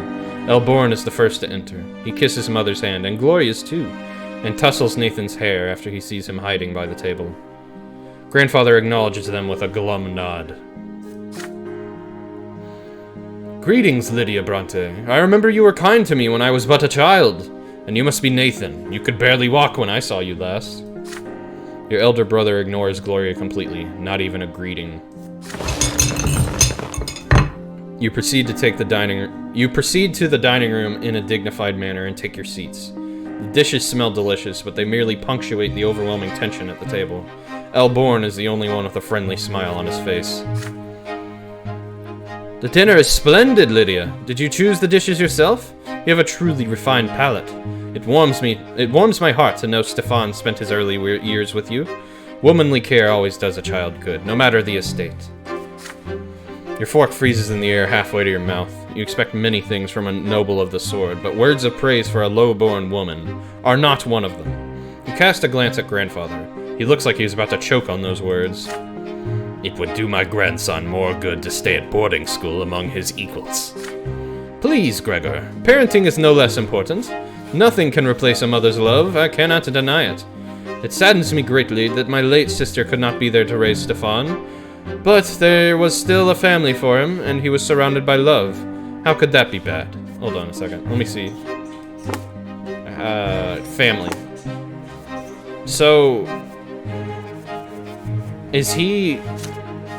her?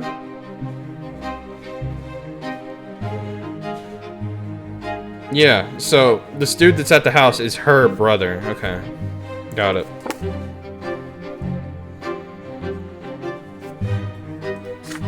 And besides, his father was by his side all the while. A father's example is always the best. After all, Robert earned the judge's rank the same way you did.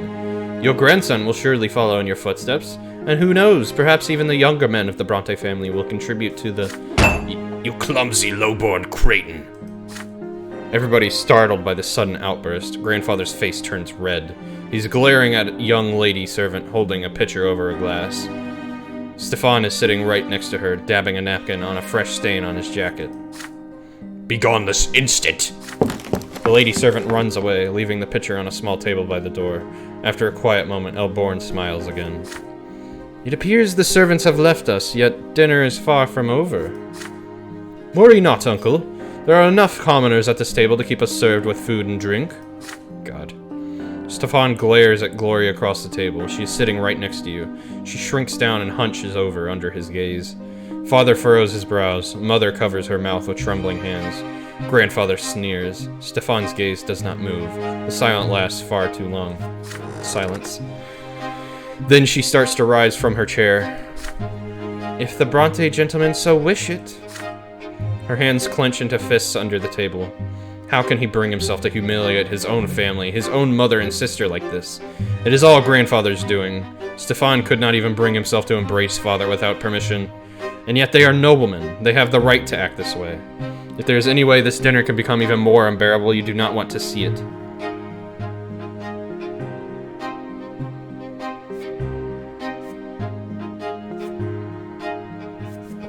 I want to help Gloria. You deliberate for a moment, and then take the napkin off your lap and rise to join Gloria. A moment later, you hear the sound of another chair moving. Your mother joins you. The three of you now refill glasses, serve food, and clear away dirty dishes. Sir Elborn tries to make small talk with Father, but in vain, so he focuses his attention on Grandfather and Stefan. Grandfather is pleased to inform him of Stefan's achievements at the boarding school, especially his exemplary sword-fighting skills. He constantly stresses the importance of your elder brother for the future of the family. You listen to him dispassionately as you continue serving new dishes at the table. As you wait at the nobleman's table, you, your sister, and your mother never bump into each other. Your labor is impeccable. Grandfather could not have found fault with it even if he tried. Nice. That seemed like the right thing to do. Your shoulders and back are aching, but being a manservant inside your own house hurts more. When the guests finally leave, Mother and Gloria embrace you with relief. You did not neglect your relatives and shared their humiliation, and the composure that you have shown gave you new strength. Nice.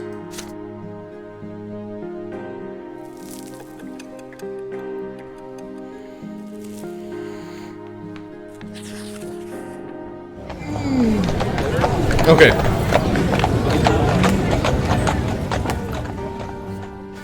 Can I save? How do I save? Because it's about time for me to stop. Okay, yeah. So, that's where I'm gonna stop for this morning. I'm having a great time. It's literally just me reading everything that's happening, but I'm honestly enjoying it. I hope you all are too. I'll be back with this tonight in just about 8 hours. Yeah, I know, right? I think this is super interesting too, Bunny. But yeah, VOD viewers, this is going to be it. I hope to see you in the next one, or some other time. I'll be back tonight with this. I'll be back tomorrow with Ion Fury. So, either way, good time. But yeah, VOD viewers, see you later.